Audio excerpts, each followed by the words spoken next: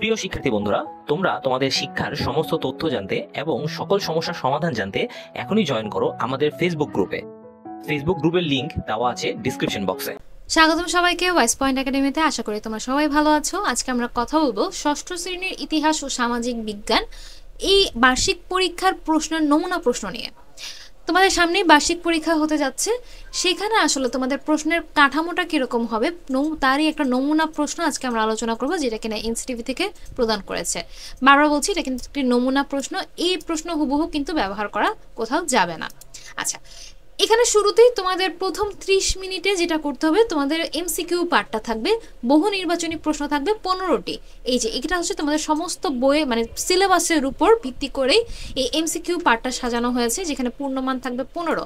MCQ 15টি, এই 15টা উত্তর দেওয়ার পরে তোমাদের এক কথায় উত্তর থাকবে 10টি। 10টির মধ্যে থেকে 10টি উত্তর দিতে হবে, প্রতিটির মান 1 করে। এখানে হচ্ছে 10 মার্ক। উপরের এই 15 আর এই 10 মিলে সর্বমোট 25 মার্কের অ্যান্সার তোমাদেরকে করতে হবে প্রথম 30 মিনিটে। ঠিক আছে, এখানে আমি প্রশ্নগুলো আসলে পড়ছি না, তোমরা এক ঝলক একটু দেখে নাও প্রশ্নের ধরনটা কিরকম হবে। তবে এটা কিন্তু বাবারও বলছি, তোমাদের সিলেবাস সমস্ত সিলেবাসের উপর টাচ করেই কিন্তু এটা করা হচ্ছে। তার মানে তোমাদেরকে খুব ভালোভাবে বইটা আসলে কমপ্লিট করতে হবে, মানে তোমাদের সিলেবাসটা কমপ্লিট করতে হবে। এখানে এই ধরনের এমসিকিউর সাথে তোমাদের পরিচয় নিশ্চয়ই আছে। কিছু এমসিকিউ থাকবে এই ধরনের, যেখানে একটা অনুচ্ছেদ দেওয়া থাকবে, তার উপর ভিত্তি করে প্রশ্নের উত্তর দিতে হবে। দেখো এখানে একটা দুইটা অনুচ্ছেদ রয়েছে, দৃশ্যপট 1, দৃশ্যপট 2। এর উপর ভিত্তি করে এখানে তোমাদেরকে 12 ও 13 নম্বর প্রশ্নের উত্তরটি লিখতে হবে। ঠিক একইভাবে দেখো এখানে আরেকটা অনুচ্ছেদ রয়েছে, ছোট্ট একটা অনুচ্ছেদ, তার উপর ভিত্তি করে 14 নম্বর প্রশ্নের উত্তর দিতে হবে। এই ধরনের এমসিকিউটা তোমাদের জন্য নতুন হতে পারে, কিন্তু বাকি এমসিকিউর সাথে তোমরা আগেই পরিচিত আছো। এমসিকিউ এবং সংক্ষিপ্ত প্রশ্ন বা এক কথায় উত্তর, এটা দিলে প্রথম 30 মিনিটের মধ্যে 25 মার্ক। এরপরে আসো বাকি যে 75 মার্ক রয়েছে, সেটা সময় থাকবে 2 ঘন্টা 30 মিনিট। তার শুরুতে তোমাদের সংক্ষিপ্ত 10টি প্রশ্ন থাকবে। এই 10টির মধ্যে 10টি উত্তর দিতে হবে, এক্সট্রা কোনো প্রশ্ন দেওয়া থাকবে না, যার প্রতিটির মান থাকবে 2 করে। তাহলে এখানে পূর্ণমান হচ্ছে 10 দোকানে 20। এইখানে এই যে 10টি প্রশ্ন, ছোট ছোট 10টি প্রশ্ন দেওয়া থাকবে, যার উত্তর ছোট 2 মার্কের উত্তর হবে। এটাও কিন্তু সমস্ত সিলেবাসের উপর ভিত্তি করে দেওয়া হবে, মানে সিলেবাসের প্রতিটা অধ্যায়কে টাচ করা হবে। তার মানে তোমাদেরকে আবারও বলছি, ভালোভাবে সিলেবাসটা কমপ্লিট করতে হবে। এরপর রচনামূলক অংশ। রচনামূলক অংশের প্রথম বিভাগে প্রেক্ষাপটবিহীন বা এখানে যেটা হচ্ছে, তোমাদের 3টি প্রশ্নের উত্তর দিতে হচ্ছে, যার মান থাকবে 5 করে, 3 × 5 = 15। এই 3টি প্রশ্ন তোমাদের সরাসরি বই থেকে দেওয়া থাকবে, কারণ এটা প্রেক্ষাপটবিহীন, সরাসরি বই থেকে দেওয়া হবে। এরপরে রচনামূলক দ্বিতীয় ভাগে, এটা হচ্ছে প্রেক্ষাপট নির্ভর। এইখানে তোমাদের যে কোনো 5টি প্রশ্ন দিতে হবে, প্রতিটি প্রশ্নের মান হচ্ছে 8 করে।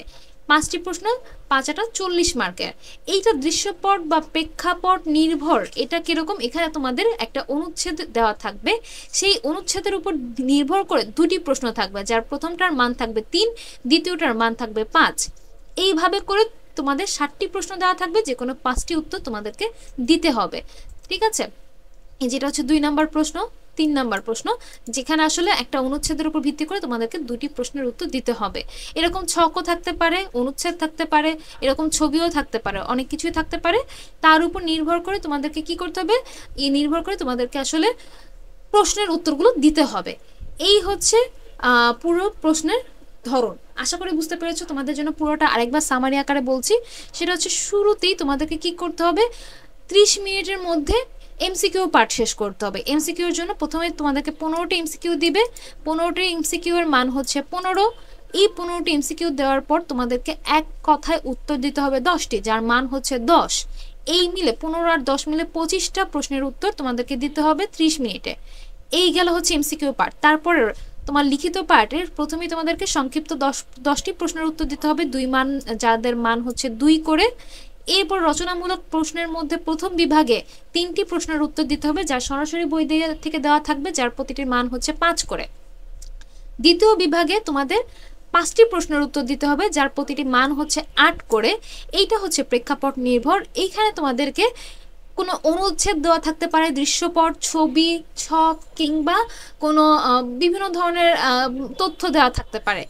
তার উপর নির্ভর করে দুটি প্রশ্ন তোমাদেরকে দিতে হবে, যার প্রথম প্রশ্ন হচ্ছে ক এর মান 3, খ এর মান 5, 3 আর 5 মিলে প্রতিটা প্রশ্নের মান দাঁড়াচ্ছে 8।